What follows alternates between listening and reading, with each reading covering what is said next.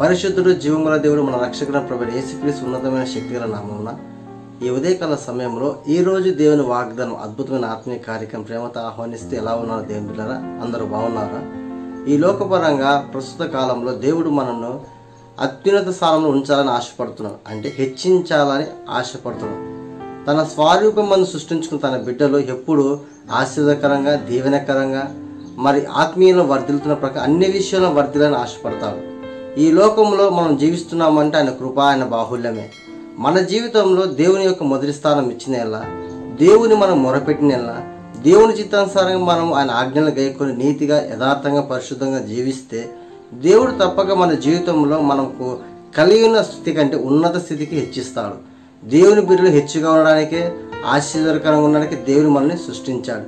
ఈ లోకపరమైన అనేకమైన అహిక విచారణ వలన మనం తొట్టిల్తుంటాము, కానీ దేవుడిచ్చిన ఆశీర్వాదం, దేవుడిచ్చిన జీవితాన్ని మనం జ్ఞానంతో ముందు కొనసాగాలి. ప్రియ సహోదరి సహోదర, ఉదయకాలం లేచి దేవుని యొక్క వాక్యం చదువుకొని ప్రార్థన జీవితం కలిగి దేవుడు మనకు అనుగ్రహిస్తున్న అద్భుతమైన వాగ్దానం చూడడం ద్వారా ఒక నిరీక్షణ, ఒక విశ్వాసం, ధైర్యం కలిగి మనం ముందు కొనసాగలుగుతాం.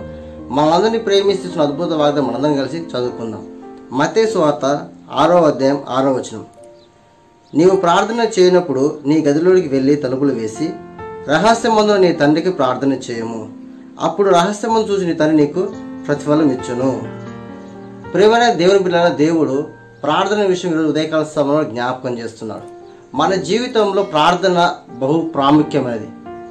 ఏ విధంగా నీరు మరి ఉన్న చోట ఏ విధంగా వాతావరణము ఆ యొక్క చెట్టు ఫలమిస్తుంది. నీరు ఉన్నదంటే సమృద్ధి, నీరులోని చోట ఎడారి వంటి జీవితంగా భావిస్తారు. చూడండి, ఎడారిలో ఎటువంటి స్థితిలో ఉంటుంది? నీరు ఉండదు, అక్కడంతా ఇసుక ఉంటుంది, తద్వారా అక్కడ కరువు కాటకాలు ఏర్పడతాయి. మన జీవితం కూడా వాక్యము ప్రార్థన జీవితం లేకపోతే మనది కూడా ఎండిన స్థితిలో ఉంటుంది. ఈ ఉదయకాల సమయంలో దేవుడు మనతో మాట్లాడుతున్నాడు. నీవు ప్రార్థన చేయనప్పుడు నీ గదిలోకి వెళ్ళి తలుపులు వేసుకొని, అంటే ప్రత్యేకంగా గదిలోకి వెళ్ళి తలుపులు వేసుకోమని ఎందుకు లిఖించబడినదంటే వ్యక్తిగత ప్రార్థన చాలా ప్రాముఖ్యమని దేవుడు తెలియజేస్తున్నాడు. నీ సమస్యలు వెళ్ళాలన్నా, నీ స్థితి స్థిరపడాలన్నా, నీ భవిష్యత్తును మరి నీ యొక్క జీవితము ఏ మార్గం వెళ్ళాలో, ఏది నీ క్షేమము, మరి నీ కుటుంబ జీవితం ఏది ఆశీర్వాదకరము, సమస్తం నీకు తెలియాలంటే ముందుగా ప్రార్థన చేయాలి. అంటే నువ్వు ప్రార్థించేవాడివైతే నీ యొక్క గదిలోకి వెళ్ళి తలుపులు వేసి రహస్యం ముందు నీ తండ్రికి మొరపెట్టాలి, అడగాల తండ్రిని నీ దినం నేను ఏం చేయాలా ప్రభువా, నా జీవితం నా పట్ల నీ ప్రణాళిక ఏమున్నది, అయ్యా నాకు ఈ సమస్య ఉంది, ఈ సమస్యను తీసివేయాలంటే దేవుని అడగాల. మనం నీ లోకం అడగని అన్నం పెట్టాలని ఎందుకంటారండి?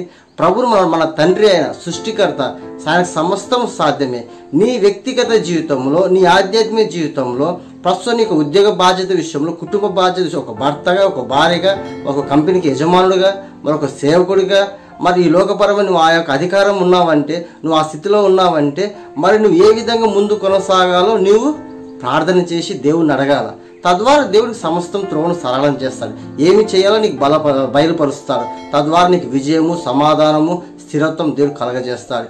ఈ ఉదయకాల సమయంలో నీ ప్రార్థన జీవితం ఎలా ఉందో నువ్వు పరిశీలించుకోవాలి. ప్రియ సహోదరు, ప్రార్థన చేయక ఎన్ని దినాలైంది? దేవునితో మాట్లాడక నువ్వు ఎన్ని సంవత్సరాలు గడిచిపోతున్నాయి?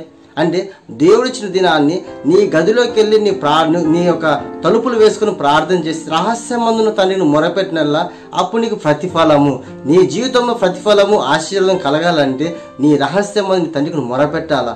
అంటే ఒంటరి ప్రార్థన, వ్యక్తిగత ప్రార్థన దేవుడు ఎంతో విలువైనది. కన్నీటి ప్రార్థన ఎంతో విలువైనది.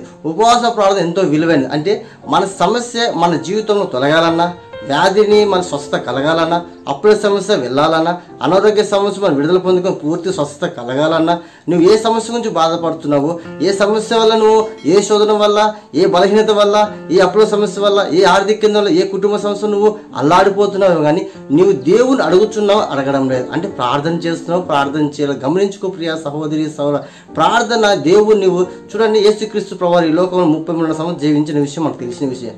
ఆ 3వ సంవత్సరం పరిచర్య జీవితం ఆయన ఒంటరిగా ప్రార్థన అధికంగా సమయాన్ని గడిపాడు. ఆ ప్రార్థన వల్ల ఈ సృష్టిని ఆయన ఎంతగానో మరి ఆయన సాతాన్ని జయించే శక్తి దేవుడు ఇచ్చినాడు. ఈ ఉదయకాల సమయంలో నీ సమస్య జయించాలన్నా, నీ కుటుంబం స్థిరపడాలన్నా, మరి నీ ఆధ్యాత్మిక బలపడాలన్నా, ఆత్మల భారంగా నీ పరిచయం చేయాలన్నా, ఉద్యోగంలో నీ సమాధానం కలిగి నీ ప్రమోషన్ రావాలన్నా, అదే నీ వ్యాపారంలో వర్ధిల్లాలన్నా, కుటుంబం కట్టబడాలన్నా, నీకు వివాహం కావాలన్నా, నీ గర్భఫలం కావాలన్నా, నువ్వు ఏది కావాలన్నా, ఎటువంటి సమస్యలున్నా, ఎటువంటి విపత్కరమైన నీ అవసరతలు అక్కర తీరాలన్నా ముందుగా నేను దేవుని ప్రార్థన చేయాలి. రహస్యం దేవుని అడగాల, దేవుణ్ణి బ్రతిమలాడాలా. దేవుడా నాకు ఈ సమస్యను తొలగించయ్యా, అయ్యా నువ్వు స్థిరపడలేక నేను స్థిరపరచయ్యా, నాకు వివాహం కావాలని తన్ని నాకు మంచి సంబంధం దయచేయ్యా, అయ్యా నేను అప్పుడైనా భయంకర శాపంలోపై విడిపించయ్యా, అయ్యా అనారోగ్య సమస్యలు ఉన్నాయి నువ్వు అన్ని విషయాలు నువ్వు దేవునికి ప్రార్థన చేసిన నీకు ప్రతిఫలం ఇస్తాను వాగ్దానం. దేవుడు ప్రతిఫలం ఇచ్చే దేవుడు అండి. తన బిడ్డలు కష్టంలో, బాధలో, శోధనలో, అవమానాలు, నింద ఉండాలి ఎప్పుడు ఆశపడు. ఆయన హెచ్చించే దేవుడు, ఆయన ప్రతిఫలం ఇచ్చే దేవుడు, ఆయన ప్రార్థన ఆలకించే దేవుడు, నీ సమస్యను తొలగించే దేవుడు, నీ యొక్క జీవితం స్థిరపరిచి నీ ప్రతి ఒక్క సమస్య నుంచి విడుదల విమోచన కలిగించే దేవుడే మన ప్రభువైన యేసుక్రీస్తు ప్రభువు. ఈ ఉదయకాల సమయం జ్ఞాపకం చేస్తున్నావు. నువ్వు ప్రార్థన చేస్తున్నావా? దేవునికి మొరపెడుతున్నావా? నువ్వు నీ వ్యక్తిగత జీవితంలో ప్రార్థించి దేవుని అడుగుతున్నావా? నీ జీవితము మన భయంకరమైన స్థితిలో దిగజారిపోయినప్పటికీ, ఆర్థికంగా నష్టపోతున్నప్పటికీ, సమస్య సుడిగులో, శోకంలో, శోధన కాలంలో ప్రయాణిస్తున్నప్పటికీ మరి నువ్వు దేవుని వైపు తిరుగుతున్నావా? దేవుణ్ణి అడుగుతున్నావా? మరి నీ సమస్య పోవాలంటే ఏ విధంగా నీ సమస్య పోతుంది? నీ సమస్య తీర్చేవారు ఈ లోకపరం అనేకులు చెప్పుకుండవచ్చు. అయ్యో నా సమస్య ఉంది, నా భారములు ఉంది, నా శోధన భరించడం అనేక మనుషులు చెప్పొచ్చు. కానీ నీ సమస్య తీర్చేవానికి నీ సమస్యను ప్రార్థన చేసినలా నీ సమస్యకు పొలి స్టాప్ ఉండబోతుంది. నీ యొక్క స్థితిగతులు మారబోతున్నాయి. దేవుడిని రక్షిస్తాడు, కాపాడుతాడు. అటు దేవుడు గల జనులం మనం ధన్యులం. కాబట్టి ఈ ఉదయకాల సమయం దేవుడు అంటున్నాడు, నీకు ప్రతిఫలం ఇస్తాను.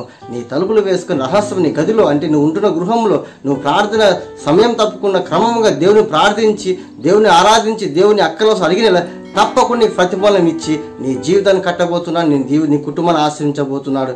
ఈ ఉదయకాల సమయంలో ఈ యొక్క వాగ్దానం, దేవుడు ఇచ్చిన వాగ్దానం అద్భుతమైన దేవుడు మనకు ట్యాక్స్ చెప్పి ప్రతి ఒక్కరి వాగ్దానం మనందరి జీవితం అందరం కలిసి ప్రార్థన చేసుకుందాం.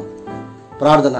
తండ్రి, నీకు ఉదయకాల సమయం కృతజ్ఞతాస్తులు స్తోత్రం ప్రభా. అవును తండ్రి, ఉదయకాల సమయం ప్రభా అయ్యా మీ గదిలోకి వెళ్ళి ప్రార్థన చేయమను. ప్రార్థన మా జీవితం ఎంతో ప్రాముఖ్యం తెలియజేసిన దానికి స్తుతులు స్తోత్రం ప్రభా. అయ్యా నీ ప్రియులు, నీ ప్రియ బిడ్డలు తండ్రి చూసి నీ వాగ్దానం చూసిన ప్రతి ఒక్క బిడ్డలపై నీ కార్యం జరిపించండి అయ్యా వాళ్ళు ప్రార్థిస్తుండగా వారి అవసరం నిమిత్తమే, అక్కర్ల నిమిత్తమే, వాళ్ళ అనారోగ్య సమస్యలు, ఆర్థిక సమస్యలు, అప్పుల సమస్యలు, కుటుంబ సమస్యలు, సేవా పరిచయ సమస్యలు, ఉద్యోగ సమస్యలు, స్థిరపడలేదని, వివాహాన్ని, గర్భ ఎన్ని సమస్యల నుంచి తన్ని వాళ్ళని అడుగుతున్నారో, ప్రార్థన చేస్తున్నారో అయ్యా వారికి జవాబు దయచేయమనుచున్నాను. తను వాళ్ళ ప్రతిఫలం దయచేయమని చేస్తున్నాం. అయ్యా కుటుంబాన్ని స్థిరపరచండి అయ్యా, ఆధ్యాత్మిక జీవితం బలపరచండి అయ్యా, సాటి అయిన సహకారిని మంచి సంబంధాలు వచ్చి అయ్యా ఘనంగా వివాహం జరిపించమని అడుగుతున్నాం తండ్రి. ఎంతమంది భవిష్యత్తు లేదని బాధపడుతున్నారు, వాళ్ళు చక్కటి భవిష్యత్తు దయచేయమని అడుగుతున్నాం తండ్రి. రక్షణ లేకుండా రక్షణ దయచేయండి అయ్యా, ఆత్మీయ పడిపోయి తిరిగి లేవనెత్తండి అయ్యా.